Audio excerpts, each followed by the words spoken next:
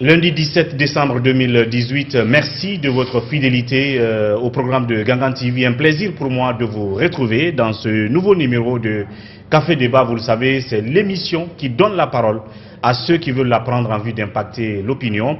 Dans cette première partie d'émission, nous parlerons de la situation qui prévaut en ce moment du côté de la commune de Matoto dans la phase d'installation des élus locaux. On va dire la suite de l'installation des élus locaux. Confusion dans la commune de Matoto depuis samedi. Les deux bords politiques, notamment l'UFDG et le RPG, qui clament leur victoire de ce côté. Qu'est-ce qu'on peut justement en dire? La version notamment du RPG. Et pour en parler, je reçois sur ce plateau M. Souleymane Keita. Il est conseiller chargé de mission à la présidence de la République et membre du bureau politique du RPG Arc-en-Ciel sur ce plateau dans cette première partie de Café Débat. M. Keita, bienvenue. Merci mon cher Ouri et merci à tous vos téléspectateurs. Merci surtout de la disponibilité. Je rappelle qu'on va avec lui parler bien sûr d'autres sujets évidemment, notamment la question de la grève des enseignants, la crise qui mine l'école guinéenne, si toutefois elle continue à son regard, et bien entendu d'autres sujets aussi seront brossés. Et avant justement de parler de cette installation des élus locaux, on va d'abord parler de ce qui est lié au président de la République, dont vous êtes le conseiller, et qui fait l'actualité, c'est sa tournée actuelle à l'intérieur du pays. Il a commencé par la Haute-Guinée la dernière fois, en marge du lancement des projets d'infrastructures routières, puis il s'est rabattu vers la forêt la semaine passée. Qu'est-ce qui sous-tend cet agenda, ce calendrier? Est-ce qu'il y a du politiquement derrière, préparation des législatives à venir, séduction de l'opinion, refaire sa santé politique comme certains le disent? Merci. Écoutez, vous savez, le professeur Alpha Condé a été élu sur la base d'un projet de société qui est en train de se mettre en œuvre depuis 2010. Aujourd'hui, on a fait des progrès dans certains domaines, toute chose qui a contribué d'ailleurs à sa réélection Nkukao en 2015. Vous savez, en 2016, on a fait le PNDS, Programme National de Développement Économique et Social. Et ce programme a connu l'adhésion des partenaires financiers et techniques, européens, donc occidentaux et puis asiatiques, qui ont tous souscrit à ce projet, qui est un projet d'envergure et qui va permettre à la Guinée d'amorcer en tout cas le développement économique véritable à travers un certain nombre de secteurs. L'accompagnement de la France est inscrit dans ce sens-là, la Banque mondiale, le Fonds monétaire international, mais aussi la concession qui nous a été faite par les Chinois, les 20 millions de dollars, les 20 milliards de dollars s'inscrivent aussi dans ce cadre-là. Donc aujourd'hui, on est à la phase d'exécution parce que le projet c'est de 2016 à 2020. Ce projet, comme je l'ai dit, est un projet très ambitieux et il est rentré dans sa phase active. Donc moi je ne trouve pas d'inconvénient que le président, en tant que premier magistrat du pays, parte sur le terrain pour assister à la pose de la première pierre de ces travaux importants qui du reste vont permettre aux communautés, aux préfectures bénéficiaires de changer leur façon de vivre. Parce qu'il s'agit notamment des infrastructures routières, il s'agit du désenclavement des zones de production, il s'agit de l'appui aux agriculteurs, il s'agit de l'énergie électrique. Donc tout ça, ce sont des choses assez intéressantes et qui nécessitent, si tu veux, à la limite, le déplacement du président de la République pour témoigner de toute l'attention particulière qu'il accorde à ces projets et qui sont, à ma foi, très promoteurs pour notre pays. Donc ce n'est pas un calcul quelconque, c'est l'expression de l'attachement du président au développement du pays et aux conditions de vie des populations. Aujourd'hui, nous devons nous en réjouir Parce qu'il y a une dimension dans ces projets, dans ce PN2S. C'est qu'aujourd'hui, tous les investisseurs qui affluent sur la Guinée, toutes les opportunités créées à la Guinée, que ce soit des Turcs, des Arabes, de l'Arabie Saoudite, de la Chine, de la Russie, de la France, des États-Unis, s'expliquent en grande partie par le leadership personnel du professeur Alpha Condé et de la crédibilité dont il fait montre aux yeux de toutes ces organisations internationales à travers le monde. C'est pourquoi la Guinée a tout intérêt à tirer le maximum de profit de la gouvernance donc, du professeur Alpha Condé pour que les éléments essentiels du développement puissent être balisés afin que d'autres générations ne fassent la continuité. Mais oui, c'est bien que le président de la République, en tant que chef de l'État, parte à l'intérieur du pays ou que ce soit sur le territoire national, procède au lancement de certains méga projets comme ceux-là qui ont été lancés à l'intérieur du pays, oui. Mais en marge de ça, il y a eu ces réceptions pompeuses, assez populaires, et le président, à chaque fois qu'il a pris la parole, n'a pas occulté la vie du RPG qu'il a mis au pouvoir. Et donc, on sent un malaise au sein de ce parti. Est-ce qu'en même temps, implicitement, le président ne profitait pas de l'engouement qu'il y a autour de ces genres de projets au profit des populations, regagner leur cœur, pas lui peut-être personnellement, mais faire en sorte que le parti soit à nouveau dans le cœur de certains de ses militants qui peut-être étaient déçus, avaient commencé peut-être à se désaffilier, et à certains endroits à l'intérieur du pays, cela s'est fait remarquer par vos échecs à l'occasion de l'installation des élus à l'intérieur du pays, à certains endroits où des indépendants ont carrément eu la majorité, où c'est les partis de l'opposition qui l'ont remporté. Je l'ai vu à Mandiana où il disait aux militants arrêtez de vous taper dessus à cause de cette question de mairie, ainsi de suite. Je ne veux plus entendre désormais que dans le RPG, les gens font ci, les gens font ça. Les mêmes discours un peu partout en Haute-Guinée, et il est en train de tenir les mêmes discours en Guinée forestière où il était jusqu'à ce week-end. Est-ce que vous ne pensez pas en réalité que l'autre objectif c'était ça aussi, revenir lui-même, redynamiser son parti, le RPG? Écoutez, un parti politique comme le nôtre, après tout ce que nous avons vécu dans l'opposition, tenez-vous bien que c'est un combat de plus de 20 ans dans l'opposition, sans compter le parcours personnel du professeur Alpha Condé qui nous a conduit au pouvoir. Un tel parti, après 8 ans de gouvernance du pays, ne peut pas être galvanisé avec des discours, c'est avec des actes. Et je vous dis que notre parti est dirigé par un bureau politique national. Et à l'heure où je vous parle, des missions sont sur le terrain. Et ces missions ont pour objectif d'aller partager avec les responsables du parti à la base les nouvelles orientations du parti en termes de texte, en termes de structuration, pour les partager. Mais la touche du président, à l'occasion de sa présence à l'intérieur, oui, vous me permettez d'arriver, c'est que dans un premier temps, nous allons restructurer la jeunesse du parti. Donc nous allons faire le congrès de la jeunesse du parti dans les 2 mois maximum à venir. Ensuite, on fera la convention des femmes pour mettre en place un nouveau bureau national des femmes.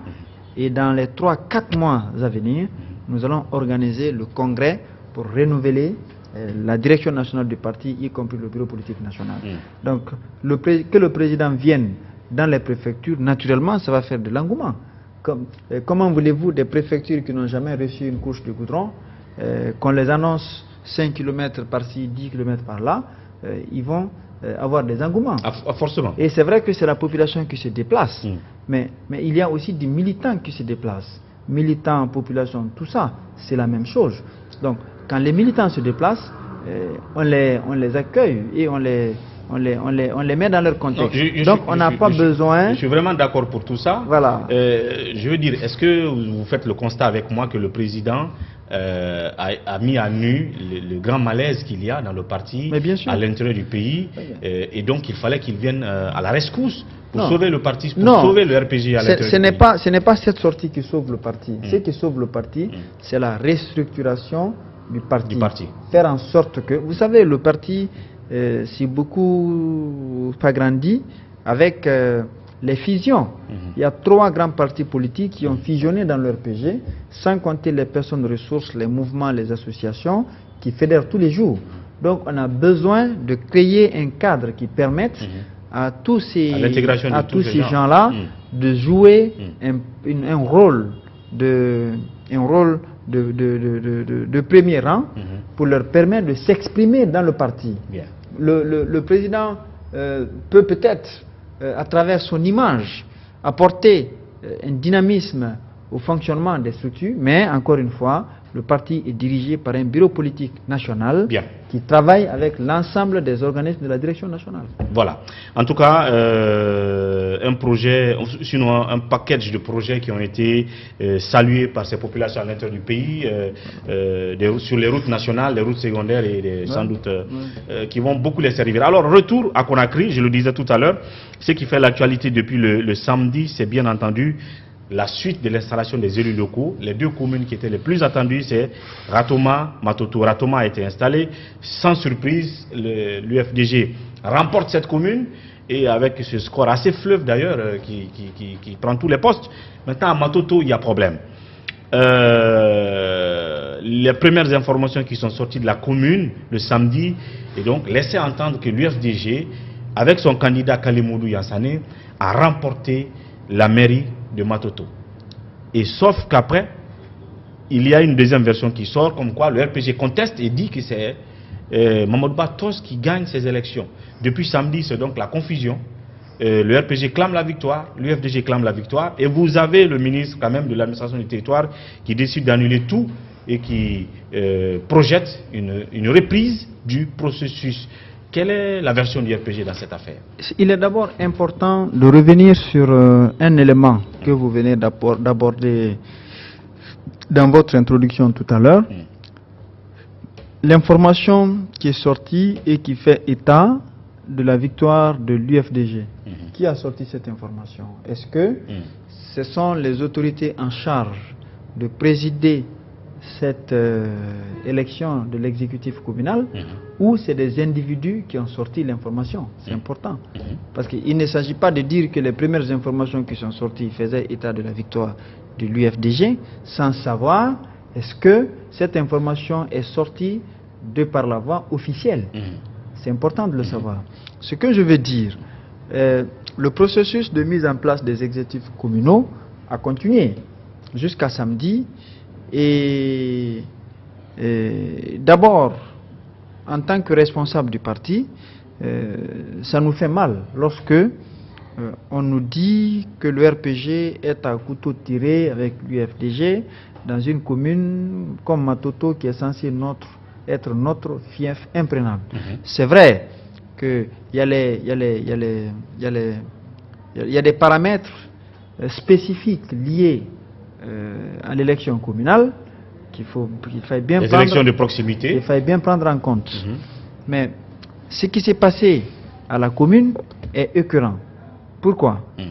Parce que premièrement, il y a des individus qui se sont permis de sortir des informations, tout manipulé par certains responsables de l'UFDG, notamment leur fameux député, je ne dirai pas son nom, qui est venu créer une zizanie et puis manipuler l'information en passant par certains sites, je dirais, irresponsables. Ils ont estimé que, que le processus de décompte, de comptage avait atteint je veux dire un niveau qui donnait la majorité à leur candidat et que le processus a été même arrêté, saboté par un de vos représentants. Pas du tout. Je vais vous faire suivre cet élément de reportage. Après, vous suivrez justement votre commentaire, notamment signé par la rédaction de Gangan qui était présent sur les lieux le samedi.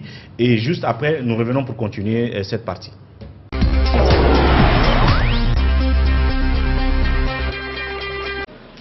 L'opération d'installation de l'exécutif communal à Matoto ressemblait à une pièce de théâtre ce samedi matin au siège de la mairie. Après le vote des 45 conseillers, c'est l'heure du décomptage des bulletins des deux candidats, Mamadou Batos Camara du RPG et Kalemodou Yansane de l'UFDG. Un premier compte donne 23 voix à Kalemodou Yansane et 22 à Mamadou Batos Camara. Le camp de ce dernier n'est pas d'accord. Pour éviter la confusion, l'opération de décompte sera reprise et c'est le même nombre de voix qui revient à Kalemodou Yansane. 18, 19, 20, 21, 22, 23.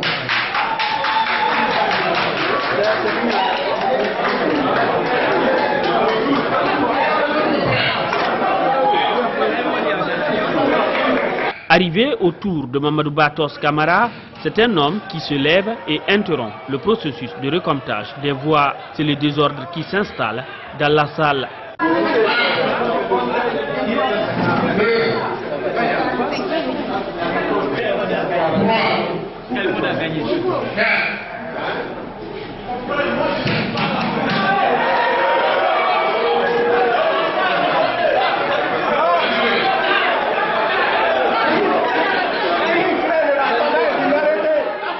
Dans la plus grande confusion, chaque camp réclame la victoire.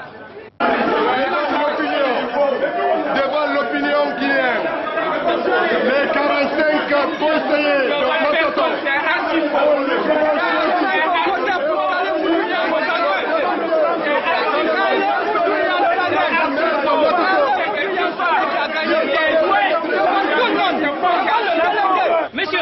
Monsieur, qu'est-ce qui s'est passé dans les comptes? Mais les deux comptes sont que j'ai les chiffres avec moi. Quand on a fini de calculer, j'étais là maintenant à 2 mètres de trip de la pagaille. Et sur la table, vous voulez dire que celui qui a compté s'est trompé?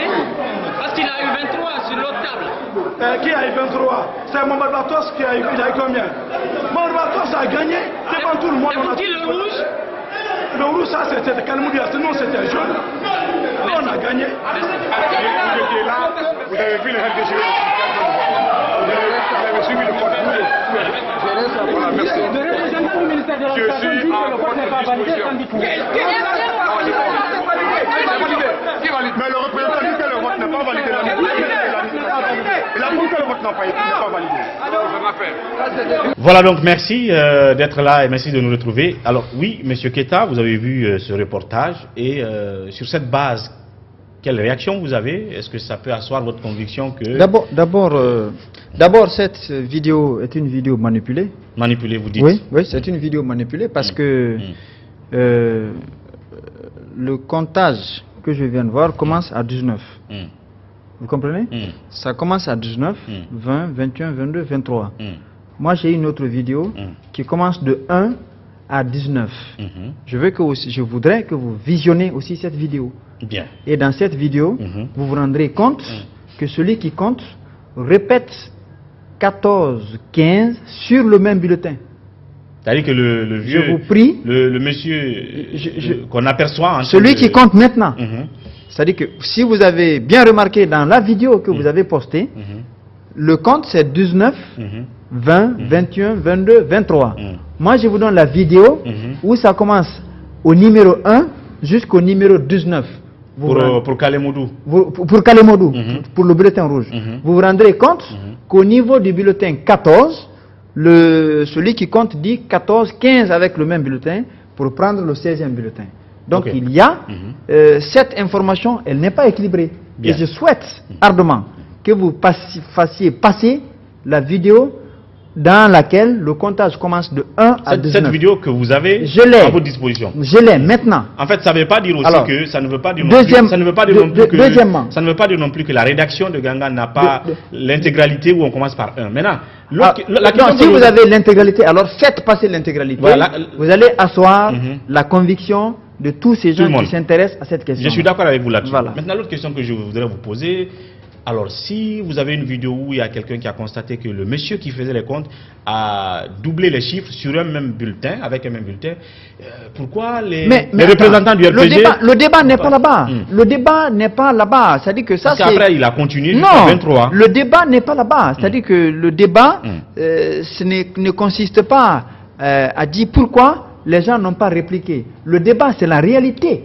C'est ce qui a été observé concrètement. Peut-être que c'est pourquoi il y a eu une réaction, mais peut-être tardive. D'accord. Mais je souhaite, en tant que média, que vous vous procuriez de tous les éléments qui peuvent permettre à l'opinion de se faire une conviction de ce qui s'est passé. Bien. C'est très important. Et c'est vraiment audible.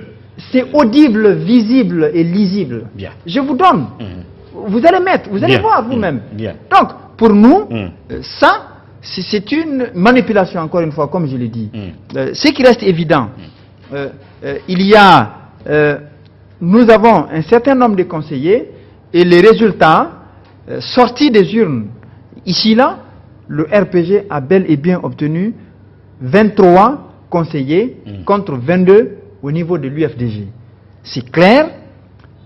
Ça ne fait l'objet... Il y a une voix qui a été manipulée. Il y a une voix qui a été manipulée. Je ne sais pas, de manière volontaire ou involontaire, puisque ça peut arriver, mais il y a une voix qui a été manipulée. La chose la plus simple était de recompter les voix, les bulletins rouges. Et pourtant, on se rendrait compte de la vérité.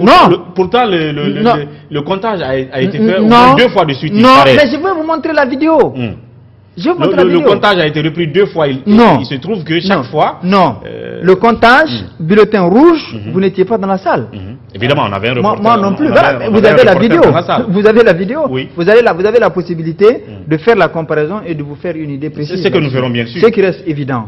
La commune de Matoto, TOS a gagné. Avec les 14 conseillers que nous avons, plus les autres votes. Puisque d'ailleurs, c'est-à-dire parce que quand vous prenez, d'après l'information qui est sortie par certains médias, encore une fois je le précise, parce que c'est le ministère de l'administration du territoire qui préside le vote. Il appartient au délégué, au superviseur de déclarer qui est vainqueur. Ça n'a pas été fait. Comment les gens on est d'accord là-dessus. Alors comment les gens peuvent se donner le droit de relayer des informations qui ne sont pas vraies?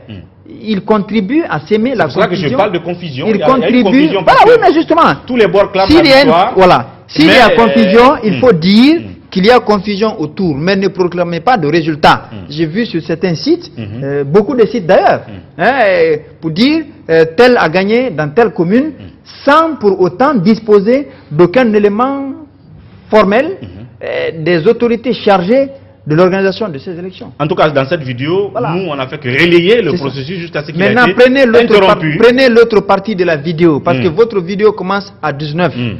19-23. Prenez la vidéo du numéro 1 à 19. Nous nous procurerons de votre vidéo. Et à l'instant où nous sommes sur ce plateau, en tout cas, si on tient compte de la décision de l'autorité de tutelle, c'est-à-dire que le ministère de l'administration du territoire, le général Bourema Condé dit qu'il l'annule et qu'il va projeter la reprise du processus. Là-dessus, déjà, l'autre camp dit niet, on n'est pas d'accord. Quelle est, votre réaction au RPG? Personnellement, nous avons décidé de porter plainte. Le RPG? Oui, parce que le monsieur ne peut pas compter un seul bulletin 2 fois. Et c'est flagrant. Ce n'est pas caché, ce que je vous dis là. C'est flagrant. C'est ce qui a amené l'UFDG à obtenir 23. Donc, nous porterons plainte pour ça. Et sur la base de cette conviction-là, nous ne sommes pas prêts à accepter une reprise. Nous considérons que nous avons eu 23 voix et nous attendons simplement notre date d'installation. Faute de quoi, nous allons passer par d'autres moyens pour nous faire entendre. Donc vous n'êtes pas d'accord avec la décision de Bourema Condé? On veut que justice soit rendue et qu'on nous indique la date de l'installation du maire Mamadouba Tos Kamara à la commune de Matoto. Bien. On ne peut pas aller plus loin que cela. Et là-dessus, on va évoluer sur d'autres sujets. Je l'ai dit, vous êtes conseiller du président de la République, chargé des missions. En même temps, vous avez exercé le métier d'enseignant. Donc, très au courant. Vous êtes enseignant, alors. Donc, vous êtes au bain de la crise qui mine l'école guinéenne aujourd'hui. Et vous êtes prononcé sur ce sujet à plusieurs reprises. Sauf que nous sommes encore dans le statu quo et la crise continue. Le SLEG maintient sa grève. Et vous avez vu la sortie récente du Premier ministre Kassory qui demandait au SLEG de suspendre son mot d'ordre pour qu'il y ait une possibilité de continuité du dialogue, ce que le SLEG refuse à l'État. Quelle est encore votre analyse qui explique que la situation perdure une fois encore?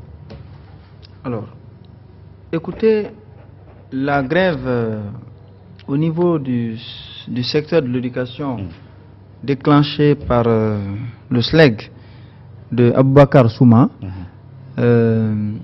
doit nous interpeller tous. Mais je relève un certain nombre de choses. Premièrement, l'année dernière, les cours ont été perturbés par le même syndicat, le SLEG, qui a abouti à la signature d'un protocole d'accord entre gouvernement et SLEG, qui a permis aux enseignants de connaître un réajustement du mode de paiement des 40%, qui était déjà acquis parce que le président, dans sa volonté à faire en sorte que les enseignants aient des conditions de vie plus décentes, a accepté cela. Donc on a payé 40% aux enseignants avec une réconsidération des primes spéciales de la rentrée scolaire. Vous savez tous comment cette situation s'est passée. On a dit qu'on ouvrait un couloir de négociation sur 8 millions. Alors, cette année, au mois d'octobre, jour de la rentrée, SLEG a déclenché une autre grève, le jour même de la rentrée. Parce qu'il n'y avait pas de perspective de dialogue selon eux. Non, non. Il y a eu perspective. Il y a eu perspective de dialogue. Il y a eu possibilité pour le SLEG et le gouvernement de se retrouver, échanger. Ils ont déclenché. Pour vous, déjà, c'était de mauvaise foi. C'était déjà de mauvaise foi. C'était déjà de mauvaise foi. Le fait de déclencher la grève le jour de la rentrée scolaire est déjà une mauvaise foi et une façon de lancer un défi au gouvernement. De toutes les façons, moi je ne rentre pas dans ces détails. Là où nous sommes, cette grève doit prendre fin. Ça nécessite la volonté au niveau de nos collègues enseignants, notamment à travers le bureau exécutif actuel. Si on a fait 40% d'augmentation l'année dernière, vous ne pouvez pas exiger du même gouvernement, dans le même contexte, parce qu'on était encore en 2018, exiger le paiement de 8 millions comme salaire de base à tous les enseignants. Le débat sur le salaire de base se fait sur des éléments précis. Parce qu'il y a beaucoup de paramètres à prendre en compte.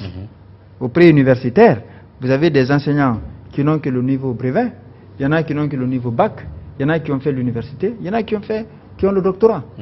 Comment voulez-vous, dans un contexte comme ça, hiérarchisation, aucune mesure spéciale ne sous-tend, si tu veux, aucune argumentation réelle ne sous-tend le paiement de ces 8 millions. 8 millions, on le paye comment?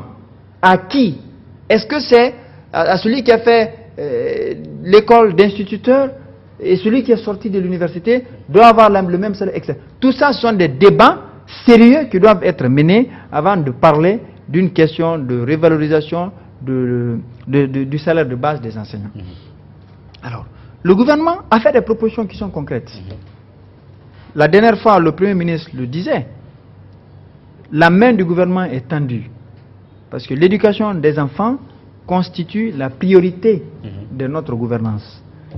Alors, nous voulons discuter, nous voulons dialoguer. Même le week-end passé, il y a un émissaire du gouvernement qui a été rencontré. Mais vous voulez qu'il suspende? Mais ce que nous voulons, compte tenu de la profondeur du débat sur la question des salaires de base, on ne peut pas continuer à avoir cette atmosphère de pagaille dans les écoles et s'engager dans un débat sérieux, sereinement dans un débat. On demande à ce que les enseignants grévistes suspendent leur grève, qu'ils retournent en classe. Le comité de négociation se met en place et on discutera sur les mesures spéciales liées à la profession de l'enseignant. Vous savez, normalement, le salaire de base, partout, c'est le même. Mais il y a des spécificités liées à certaines fonctions au niveau de la fonction publique, notamment le policier, les médecins, les enseignants, constituent des corps qui sont spécifiques. Et compte tenu de la spécificité de leurs fonctions, il y a des mesures spécifiques en termes d'amélioration, en termes de soutien pour leur permettre d'être à l'abri de certains besoins. Et c'est de ça que nous voulons discuter de manière responsable et objective. Ça signifie que nous allons mettre en place cette commission et avec une forte présence du syndicat, à l'issue du travail qui va être fait, on sera en mesure de faire des propositions concrètes pour l'amélioration de certaines primes liées à la fonction de l'enseignant. Donc, le débat, ce n'est plus comme Kassori l'avait dit dans un premier temps, on ne paye rien, non, mais de dire, non, Kassori a parlé à qui on doit payer du salaire de base. Salaire de base. Du salaire de base. Millions, quand vous dites 8 millions, net. Vous prenez un pays comme la France, le salaire de base là-bas, c'est 1200 €. 1200 €, ça fait combien de francs guinéens? À peu près 12 500 000, 13 millions. D'accord? 12 500 000. Moi, j'ai été là-bas. Vous avez été. L'enseignant, le pauvre enseignant, paye au moins 700 € de loyer. Ça lui restera combien? Un pays comme la France, qui est 20 fois, 200 fois plus riche que la Guinée, paye 12 millions à ses enseignants. Et vous voulez que nous, en Guinée, nous payons 8 millions aux enseignants? Ce n'est pas réaliste. Bien. Ça ne tient pas compte de l'évolution économique du pays. Ça bloque le processus de développement, alors que nous sommes dans un pays où on a besoin de travailler dans tous les secteurs. Dans ce cas, est-ce que le gouvernement a pu trouver le ton et le verbe et l'argument qu'il faut justement pour amener ces messieurs à l'évidence? Parce que déjà, moi j'étais avec Souma juste la semaine passée dans une émission où il dit que jusqu'à présent, on peut le prendre comme des rêveurs, mais jusqu'à date, le gouvernement ne leur a pas montré ce que vous appelez le tableau de bord de l'économie guinéenne, parce que eux aussi, étant des enseignants, parmi eux, il y a des économistes qui ont formé certains même qui sont en fonction aujourd'hui, qui savent alors quelles sont les poches de recettes, et en termes de dépenses, ils ont une lisibilité sur le budget. Donc ils pensent qu'il y a des choses qui ne sont pas dites. D'ailleurs, ils ont pris un exemple, et ça je voudrais que vous prononciez là-dessus. Par exemple, ce qu'on a appelé la taxe Ebola. Au moment d'Ebola, il y a eu une petite taxe qui avait été augmentée par l'ARPT sur les minutes d'appel. Et ils disent qu'aujourd'hui, ils constatent que dans le budget, d'abord, le prélèvement de cette somme-là, de 50, je ne sais pas de combien de francs par minute, n'a pas été encore bloqué, et que cette somme n'est pas déclarée dans le budget. Et elle s'élève à au moins 65 000 milliards par an. Donc, où va cet argent? Et il se trouve que cet argent est même supérieur au budget national. Ça veut dire que là, on peut pouvoir leur payer quelque chose de là. Vous savez, je suis désolé. Cette confrontation-là n'a pas encore eu lieu. Je suis désolé. Souma doit quand même, par modestie, éviter de s'aventurer dans certains débats. Quand vous ne connaissez pas un sujet, ne vous aventurez pas là-dedans. L'État ne fonctionne pas comme il le pense. Pour dire que on a le tableau de bord, on va étudier, couper par-ci pour raccommoder par-là. Ça ne fonctionne pas comme ça. Notre pays est en chantier. Le contexte guinéen ne permet pas d'aller dans n'importe quel pays au monde. On ne peut pas faire 2-3 augmentations la même année. Bien. Parce que ce qu'ils appellent salaire de base, c'est 20 fois le salaire actuel. C'est-à-dire que l'ensemble de la masse absolument salariale. Regardez, depuis l'arrivée du professeur Alpha Condé au pouvoir, les anciens étaient payés à combien en 2011? C'est important de le savoir. Il ne faut pas faire croire à la population comme si rien n'a été fait. Le professeur Alpha a triplé le salaire des anciens depuis qu'il est au pouvoir. Mais jusque-là, leur problème n'est pas résolu, n'est-ce pas? C'est pas résolu. C'est pas résolu. Alors, est-ce que vous pensez que c'est en augmentant les salaires qu'on règle leur problème? Non. Donc il faut un véritable débat là-dessus. Il faut un véritable débat là-dessus. Et là-dessus, le gouvernement est prêt à discuter et à s'engager vers des solutions alternatives, qui sont par exemple les questions de logements sociaux. Le président le disait la dernière fois, qu'il faudrait faire tout, puisqu'on est en train d'arriver à la fin du processus de construction de la première phase des logements sociaux, que les enseignants et les médecins soient priorisés dans l'acquisition de ces maisons sociales. Alors, il ne faut pas faire rêver les gens et leur vendre des illusions. Comment lui peut dire qu'il y a une taxe spéciale sur Ebola? Il faut s'informer pour savoir de quoi il s'agit. C'est pas bien. C'est pas vrai, vous c'est pas bien de rentrer dans des débats que vous ne maîtrisez pas. Il faut vous informer, c'est toujours important. Encore une fois, les enseignants ont besoin de bien vivre. Vous comprenez? Mais il est important aussi que l'on fasse l'état de la situation pour voir quelles sont les mesures qu'on peut prendre qui permettent aux enseignants de bien vivre, mais aussi qui ne fassent pas sombrer le pays. Absolument. Parce qu'aujourd'hui, parce qu'aujourd'hui, tout le pays est en chantier. Ce qu'on paye pour l'électricité, les infrastructures partout aujourd'hui, vous voyez, les écoles, la rénovation des écoles. On est en train de rénover toutes les écoles Africof. Vous le savez, c'est palpable sur le terrain. Alors, l'amélioration de la qualité de l'éducation ne se limite pas à l'amélioration des conditions de vie typiques des enseignants. Ça se joue sur d'autres dimensions que les syndicats devraient pouvoir intégrer dans leurs demandes. Mon problème, il est où? Et on termine là-dessus, c'est que Aboubakar Souma lui-même me rapporte quand je lui pose la question. Peut-être qu'ils peuvent comprendre, peut-être que vous pouvez les convaincre. Mais il dit en fait qu'il n'y a même pas eu, depuis toutes les fois qu'ils se sont rencontrés avec la partie gouvernementale, il n'y a pas eu cette séance-là d'explication sur la base des capacités financières du pays, comme j'ai parlé de tableau de bord, ainsi de suite. Toutes les fois qu'ils se sont rencontrés, c'était sur des préalables, du genre il faut libérer telle personne d'abord, il faut faire ceci, il faut faire cela, avant de rentrer dans le débat contradictoire. Est-ce qu'il ne faut pas que le gouvernement travaille, que vous travaillez en cela, pour que finalement vous puissiez peut-être leur dire tout ce que vous venez de dire et prendre le temps qu'il faut pour cela, s'ils pensent que jusqu'à présent il n'y a pas encore eu cette confrontation-là? Sincèrement, je ne sais pas qu'est-ce que veut réellement Souma, parce que je ne parle plus du SLEG. Mais qu'est-ce qu'il veut? Parce que moi je sais que des émissaires du gouvernement sont partis le voir plusieurs fois, discuter de tous les éléments. Peut-être qu'ils n'ont pas, ils disent ne pas confiance au gouvernement, ce que je leur concède. Mais il y a un certain nombre de choses qui ont été expliquées. Et à mon avis, qu'ils devraient comprendre. Donc ils sont de mauvaise foi. Si on n'est pas animé par une volonté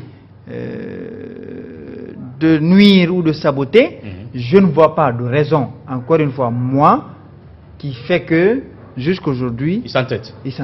Donc, pour conclure, vous pensez qu'ils sont de mauvaise foi, ou sinon il est de mauvaise foi? En tout cas, je ne comprends pas cet entêtement de Souma. Je ne comprends pas. Parce que quand on vous a dit de vous mettre en commission, travailler avec le gouvernement, normalement c'est le travail du gouvernement. Mais cette décision, elle est prise, c'est pour amener les enseignants à s'apercevoir de tout le sérieux que le gouvernement accorde à ce problème particulier. Mais si on ne le fait pas, et puis on crée des situations qui entraînent à déstabiliser les écoles, en mettant à contribution des gens inconséquents pour aller lapider les écoles, sortir les gens dans la rue. Hier, vous l'avez suivi, quand il parle qu'il faut que tout le monde descende dans la rue. Je crois que c'est pas le travail d'un syndicat. Voilà. Et en même temps, on termine en 30 secondes. Est-ce que vous ne pensez pas que cette gouvernance, ou sinon le gouvernement, souffre d'un manque de communication, au point que le président de la République lui-même, et c'était le jeudi passé, à l'occasion du Conseil ordinaire des ministres, qui a instruit à ses ministres de communiquer sur leur action, notamment ceux qui sont là depuis les 6 mois et ceux qui sont là bien avant, de communiquer sur leur action. Et je pense que c'est un des facteurs qui fait que sûrement il y a ce problème dans le syndicat, puisque au-delà de Souma, l'opinion a besoin de savoir si on se permet de donner telle somme à chacun des 40 000 enseignants, voilà ce que ça fait comme masse salariale, et voilà ce qu'est la masse salariale actuelle de notre pays. Nous avons tous le droit de le savoir, mais je constate que le ministre du Budget et le ministre de l'Éducation ne se livrent pas à cette pédagogie-là d'explication. Ils s'intéressent juste à Souma et aux enseignants, alors que toute l'opinion a besoin peut-être de savoir cette explication, ce qui n'est pas fait. C'était un exemple que je prenais pour dire, est-ce que cela justifie le fait que le président, la dernière fois, a demandé à ses ministres de communiquer? Et là, ce n'est pas une première fois, c'est au moins une troisième fois qu'Alpha Condé demande à ses ministres de communiquer. Oui, mais c'est tout à fait normal. On doit communiquer. Et ce qui n'est pas fait. Quand vous avez travaillé, vous communiquez. Je crois que c'est un déficit qui est au niveau du gouvernement, et qu'il va falloir corriger, puisque le président de la République lui-même en a fait le constat. Moi, je vous le concède. Il faut communiquer là-dessus. Parce que, je vous dis, un enseignant qui prenait 600 000 à l'arrivée du professeur Alpha Condé au pouvoir, touche aujourd'hui 1 500 000. Les plus payés sont au bord de 4 millions. Mais ça n'a jamais été fait de par le passé. Mais aujourd'hui, on a comme l'impression qu'on n'a rien fait pour les enseignants. Parce que c'est pas connu, c'est pas... Parce qu'on ne communique pas, c'est la vérité. Il faut qu'on communique là-dessus. Et les syndicats, aussi, en tant que patriotes, devaient avoir le courage de reconnaître cela. Parce que c'est réel, ils touchent à leur salaire. Aujourd'hui, c'est le corps le plus payé de la fonction publique guinéenne. Ça n'a pas été fait. Avant le professeur Alpha Condé, ça a été fait en son temps. Et ça émane de sa volonté politique à faire en sorte que les enseignants soient à l'abri du besoin. Mais on ne s'est pas limité à ça. On est en train d'envisager comment faire en sorte que, quand même, au bout de 15 ans, 20 ans, 30 ans d'enseignement, que vous soyez capable d'avoir un logement. Ça, c'est des mesures qui sont prises par le président de la République. Bien. On est en train de faire en sorte que les écoles soient rénovées, équipées. Parce que le problème, on est en train de voir comment améliorer la qualité de l'école en Guinée. Bien. Ça signifie qu'on s'intéresse à un certain nombre de paramètres dont la condition particulière de l'enseignant est un élément. Ce n'est pas en payant les enseignants à 8 millions que vous allez améliorer la qualité de l'éducation en Guinée. Il y a d'autres paramètres au niveau desquels l'État a l'obligation aussi d'investir de l'argent.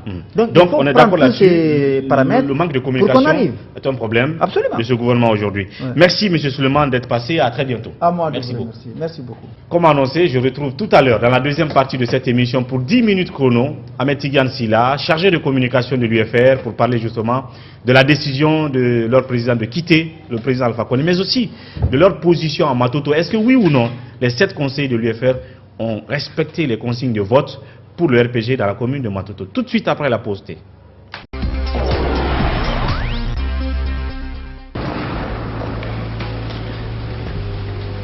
Il existe des choses qui nous donnent la force et l'audace d'aller au-delà de notre imagination. Le thé Akbar. Le thé Akbar est fabriqué en utilisant uniquement les feuilles soigneusement sélectionnées en provenance de Ceylon. La qualité du thé Akbar a été évaluée selon les normes les plus strictes par des experts en dégustation qui se sont appuyés sur près d'un siècle d'expertise dans ce domaine. Premier producteur de thé, vous pouvez faire confiance à la famille Akbar pour vous garantir votre santé. Seule la meilleure tasse de thé peut vous procurer de la fraîcheur.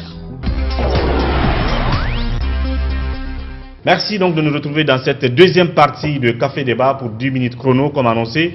Ahmed Tidiane Sylla, il est le responsable de la direction communication de l'UFR, l'Union des forces républicaines, vous le savez, dont le président Sidya Touré a décidé, après toute analyse, de démissionner de son poste de haut représentant du chef de l'État pour des raisons qu'il a évoquées lors d'un point de presse justement animé la semaine dernière. Là-dessus, nous reviendrons tout à l'heure, mais avant, on revient sur ce qui fait l'actualité et qui concerne aussi l'UFR.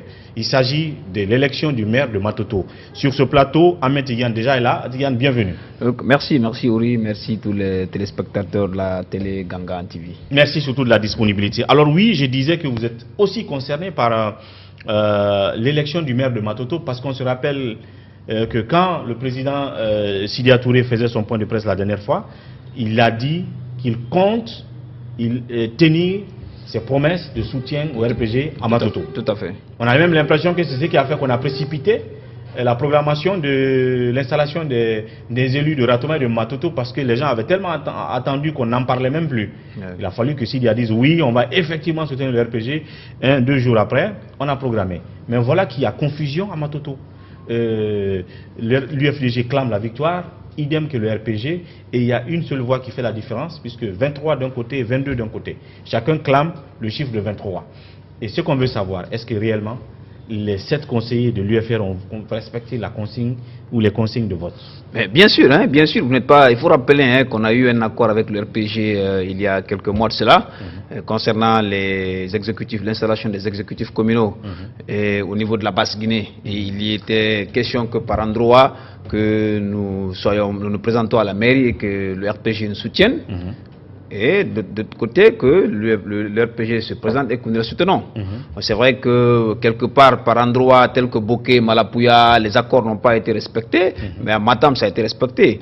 Le président Sidia, très respectueux de ses engagements, de la parole donnée, avait décidé que vraiment, du moment où le RPG avait respecté son accord à Matam, il avait décidé de respecter son engagement. Et donc les consignes ont été passées à nos conseillers de Matoto de voter pour le candidat du RPG.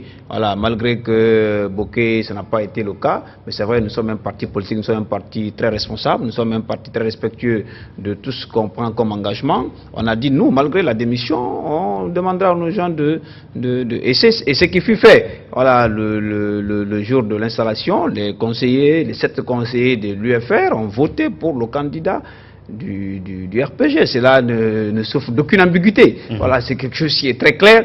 Quels que soient les résultats, nous avons voté pour notre... C'est vrai qu'après, il y a eu des problèmes, il y a eu des échauffourées, il y a eu quelqu'un qui a surgi de la salle, qui est venu déchirer les bulletins de vote au moment du dépouillement. Et aujourd'hui, depuis les 2 candidats, chacun proclame sa victoire, chacun est en train de fêter. Donc je crois qu'il est du domaine des autorités, de la justice, vraiment, de rétablir, de faire une enquête sérieuse pour rétablir les faits.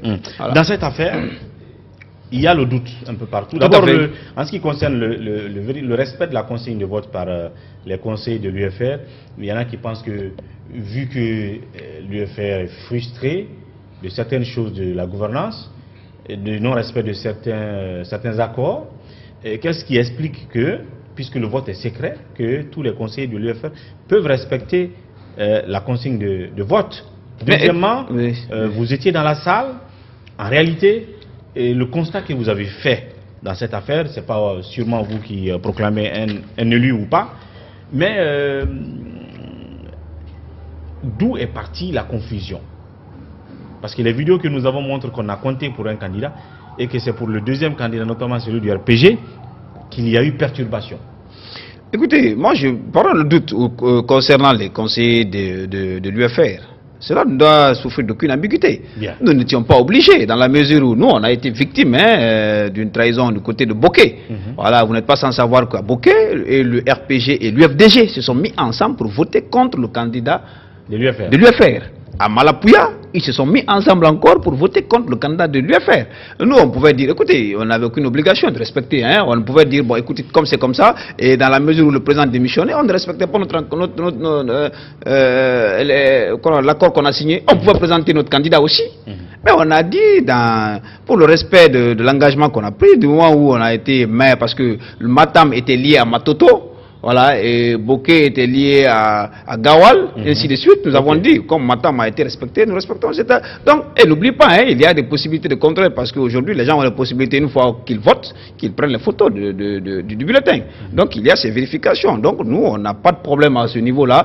Le RPG avait 14 conseillers, l'UFR à 7 conseillers. Lorsque vous additionnez 14 plus 7, ça vous donne 21 conseillers. Voilà. Donc aujourd'hui, l'ambiguïté, c'est autour de 22, 23, qui a gagné, qui n'a pas gagné, dans la mesure où notamment les deux... l'indépendant d'Omani, et puis je ne sais pas qui d'autre. Voilà, le candidat du RDIG.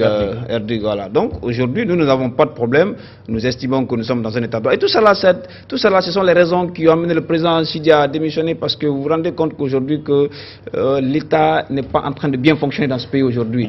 Et c'est l'une des faiblesses aussi du code électoral, il faut le relever, parce que le code électoral est tellement flou et tellement ambigu sur certaines choses. Aujourd'hui, on se demande, est-ce qu'il faut recourir à la justice pour annuler ces élections-là? Est-ce que c'est le ministère de l'administration qui doit annuler ces élections ou les reprendre? Il y a suffisamment de problèmes. Voilà, nous étions opposés à ce code électoral au sein de l'Assemblée nationale. Nous étions le seul groupe parlementaire. Vous vous rappelez, on avait même quitté la salle.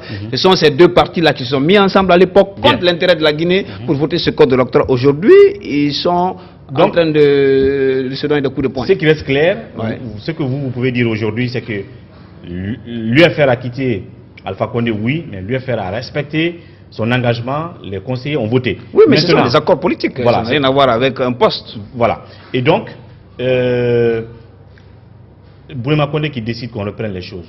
Et la confusion qu'il y a eu s'est passée devant vous. Est-ce que vous pensez que c'est l'alternative qu'il faille maintenant aujourd'hui? Oui, mais aujourd'hui, on a...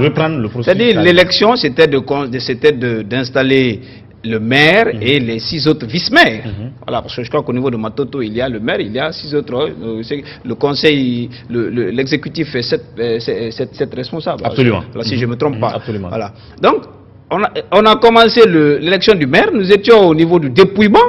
Quelqu'un est venu à déchirer les bulletins. Bon, je ne vois pas si cette élection, on peut l'appeler élection valide ou non valide. Voilà, je crois que les juristes peuvent nous aider. Mais à mon sens, je crois que le fait... Le processus n'est pas arrivé à terme. Le processus n'est pas arrivé à terme. Ces élections doivent être reprises dans toute la transparence, vraiment appeler à ce qu'il y ait plus de sécurité, qu'on prenne plus de mesures, pour qu'une fois, quelqu'un l'a dit la dernière, pour rigoler, quelqu'un disait sur les réseaux sociaux, vraiment que cette fois-ci, d'envoyer les jeunes là au stade du 28 septembre et inviter tous les Guinéens pour que chacun puisse assister à ça. Et voilà, pour que ça soit beaucoup plus transparent. Qui disait tout à l'heure que le monsieur qui faisait le comptage a répété, a doublé les chiffres sur un seul bulletin. Notamment, il a parlé de 14-15 sur le seul bulletin avant de prendre le bulletin 16 de Kalemoudou. Vous étiez dans la salle, donc vos oreilles étaient bien tendues. Est-ce que vous avez entendu quelque chose comme ça dans ce genre? Écoutez, hein, il y a eu des confusions. C'est vrai qu'au niveau au moment du décompte, il y a 2 personnes qui se suivent. Là, le premier, quand il disait 1, l'autre aussi reprenait 1. Donc il y avait une certaine... Vous savez, ces moments-là, ce sont des moments d'émotion, hein, des moments de tension, des moments de pression. Voilà, chacun s'attend à sa victoire. Donc émotionnellement, voilà, il faut qu'il y ait plus... Bon, moi, j'étais étonné quand même qu'il n'y avait pas un tableau qui était là où les gens pouvaient cocher, noter les barres que chacun voit, il avait vu. Donc tout ça là, ce méli-mélo là, ça mélangeait tout, il y avait de l'émotion, et voilà. C'est vrai que donc quand ils sont plaints du fait que les chiffres qui étaient annoncés et ceux que eux ils notaient sur leur feuille, il y avait un décalage. Donc tout ça là, ça a entraîné la confusion et quelqu'un est venu déchirer tout ça là. Donc écoutez, hein, je suis désolé, mais la prochaine fois, il faut que l'administration prenne plus de mesures, plus de sécurité pour que tout ça soit très clair. Bien. Et mon ami le disait sur les réseaux qu'il faut envoyer ça au stade du 28 septembre. Pour rigoler. En tout cas, Bourema Condé décide de reprendre le processus, on verra bien. Puisque le RPG, lui, dit qu'il ne se soumettra plus à cela et que c'est leur victoire. Un point tout. L'UFDG, même chose, ne compte plus qu'on revienne là-dessus. On va terminer sur cet autre sujet. Il s'agit maintenant de votre président, Sidi Touré. Il a décidé de partir et a fait savoir au président Alpha Condé en lui adressant une lettre de démission. Et il est allé plus loin. Il a tenu cette conférence de presse pour expliquer les détails. Et la question que certains se posent, peut-être qu'ils n'ont pas pu poser aussi, eu le temps de poser lors de la conférence de presse, est-ce que c'est finalement maintenant, 3 ans après, que votre président s'est rendu compte que non, le monsieur ne m'écoute pas, je suis en train de lui donner des conseils, il ne les applique pas, et d'ailleurs il n'a pas défini le contenu de mes prérogatives de haut représentant. Et donc, pour eux, conclusion, c'est trop tard, en fait. Non, c'est pas trop tard. Hein. La vie, il faut toujours essayer, il faut toujours se battre pour ses idées, pour ses convictions. Moi, je crois que le président l'a rappelé dans la lettre de démission, le lendemain de la proclamation des résultats des élections présidentielles de 2015, voilà, le pays était en train de tanguer. Il y avait des tensions qui surgissaient de partout. Le président Sidia, il s'est rendu compte que Alpha était élu pour son second et dernier mandat, malgré que nous avons été même le premier parti à sortir du processus électoral, parce qu'on avait contesté la manière dont tout cela se passait au niveau des CACV. On avait demandé à tous nos délégués de quitter les bureaux de vote parce qu'on avait assisté au fait que au niveau de l'État, les hauts responsables de l'État, les fonctionnaires zélés s'immisçaient dans le processus. Et après, on s'est dit, attention, Alpha il est élu pour 5 ans, et puis après 2020, il y aura quelqu'un qui viendra, il y aura une alternative, forcément. Voilà, il faudra que celui qui viendra, qui trouve quand même des jalons, qui trouve un spacement, qui trouve de quoi des bases solides, économiquement, pour pouvoir travailler. C'est dans ce sens que le président Sidia a décidé de s'approcher d'Alpha en tant que président de l'UFR pour pouvoir influer certaines choses, pour pouvoir donner des conseils, pour pouvoir mettre ses compétences et ses relations au profit, pour pouvoir vraiment aider le pays à avancer. Parce que l'objectif, c'est le pays, c'est faire avancer le pays. Et ce qui fut fait, dans beaucoup de domaines, il y avait des problèmes. Le président a agi, a essayé de faire en sorte que les choses bougent au niveau de l'agriculture, par exemple, dans la relance de la culture de l'anacarde, la culture du coton, du cacao, au niveau de la Guinée forestière, pour qu'on puisse vraiment lutter contre la pauvreté dans ces domaines-là. Dans le domaine de l'énergie, il y a eu des projets qui ont été initiés pour tirer le courant de la Côte d'Ivoire et vraiment alimenter certaines préfectures de la Guinée, au niveau de la frontière, telles que la forêt, Zérekoré, Kankan, Mandiana. Ces préfectures pouvaient avoir le courant 24 heures sur 24. 8 ans après, ce sont des conseils que voilà. Et puis des projets qui ont été montés, des gens ont été envoyés à Abidjan pour consulter le gouvernement ivoirien pour pouvoir faciliter ça. Les gens étaient prêts à le faire, mais 8 ans après, on s'est rendu compte que tous ces projets-là ont été gardés dans les coffres, ça n'a pas évolué. Alors, l'objectif pour le président Sidia, c'était d'améliorer les conditions de vie des Guinéens, parce que la Guinée est au-dessus de tout le monde.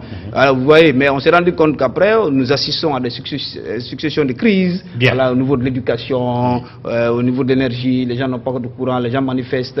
Alors, l'autre chose que les gens pensent aussi, c'est que peut-être que les calculs préalables que Sidia avait fait étaient en train de se défaire, d'être démontés.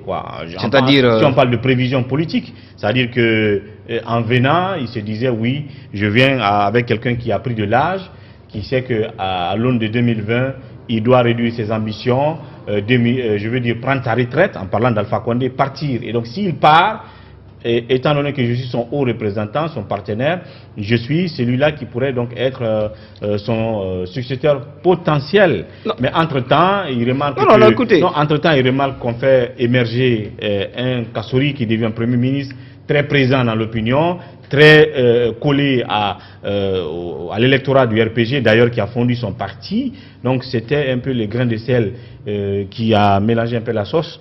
Non, pas du tout. Qui a rendu la sauce amère. Ce que je veux dire d'abord. Et bien d'autres sujets. Est-ce que vous pensez que les calculs ont été faussés? L'objectif de tout leader politique, c'est de remporter les élections.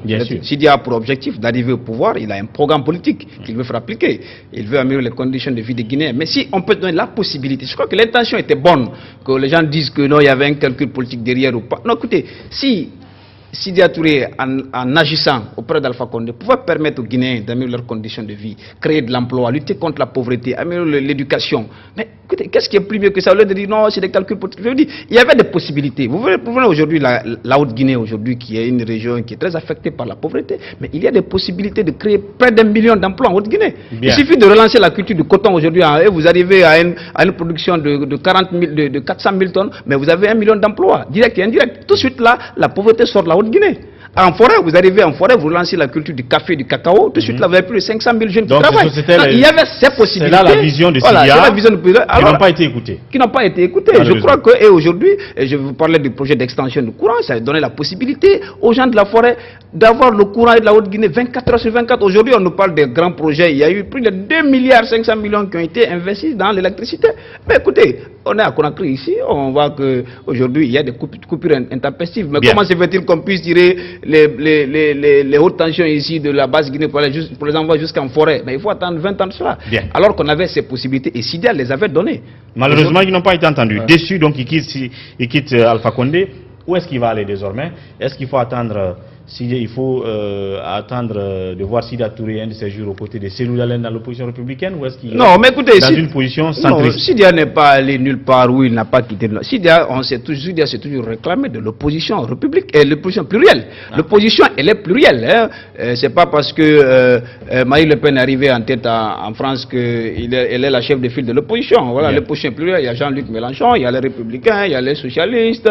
Voilà, donc c'est ça l'opposition, la vision, elle est républicaine. Je crois qu'aujourd'hui, nous travaillons sur une coalition. En Guinée, on a un chef de file. Voilà, nous ne sommes pas dans ce fil-là. Je suis désolé, on n'est pas dans ce fil-là. Et dans la mesure où, quand vous dites chef de file, mais après ces partis-là, quand il s'agit de l'intérêt de la Guinée, ils se mettent en ça pour violer l'intérêt, pour aller contre l'intérêt du peuple. C'est ça le code électoral. Ce que nous vivons aujourd'hui, au niveau des communes, vous avez vu le cas de Kidia, donc au niveau clair, de Matoto. Il ne faut pas s'attendre à Cellou à Sidia auprès de Cellou dans l'opposition. Non, écoutez, nous sommes dans l'opposition. Nous allons bâtir une opposition beaucoup plus responsable.